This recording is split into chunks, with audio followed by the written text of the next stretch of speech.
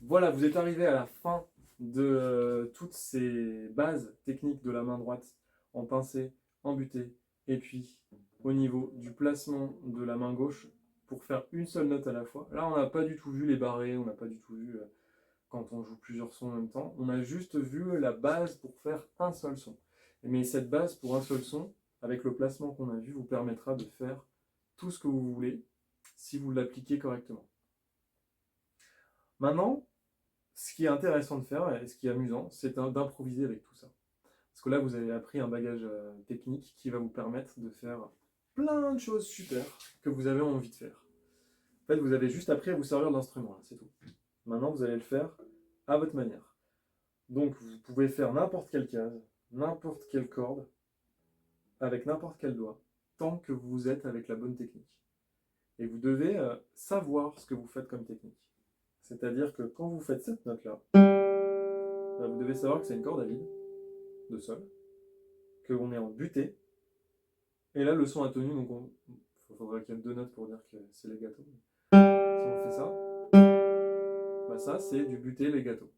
Si je décide de faire cette case-là avec le petit doigt, eh ben, il faut que je sois bien placé en arche, que j'ai le pouce derrière. Je peux avoir les autres doigts appuyés si je veux, je ne suis pas obligé, mais au moins ce doigt-là il doit être bien placé au fond de la case. Si je décide de le faire en pincé, eh ben, je dois avoir la main ici qui est bien placée, et j'appuie dans la corde, je la tire, je passe au-dessus, et je la fais sonner. Et ça, c'est bien réalisé. Si ensuite je veux rajouter une note sur une autre corde avec un autre doigt, et que je veux le faire en butée, bah je ne change pas ma position de poignet, là je suis juste sur la corde 2, et je joue en butée. Ça ferait par exemple ça. Et puis je peux rester en butée si je veux sur toutes les notes.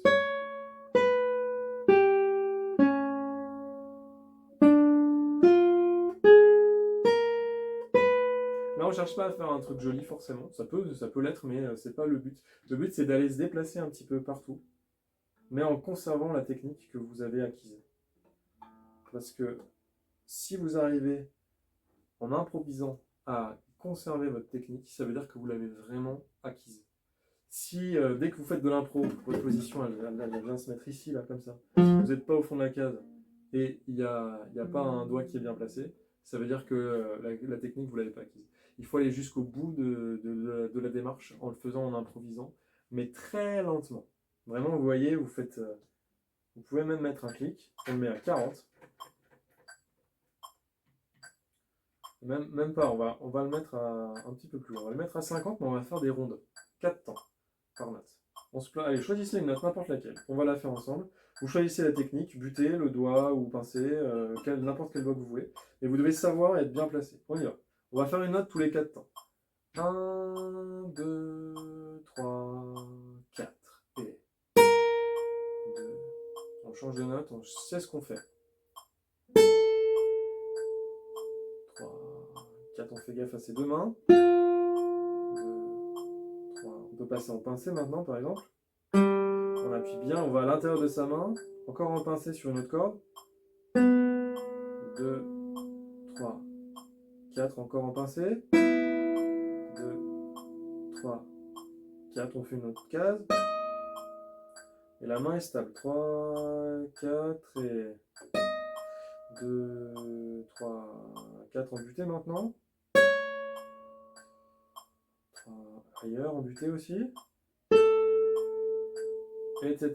Et ça, on peut le faire en ronde, on peut le faire après en blanche si on est à l'aise, après en noir. On peut aller très très vite.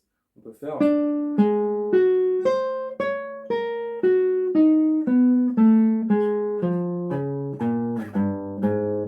peut se déplacer aussi avec des démanchés ici. D'ailleurs, pour les démanchés, on n'en a pas du tout parlé.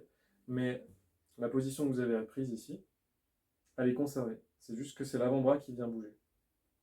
Mais sinon, la stabilité ici, elle est intacte. Voilà, pour improviser, gardez bien votre technique acquise stable, le plus possible. Bon courage!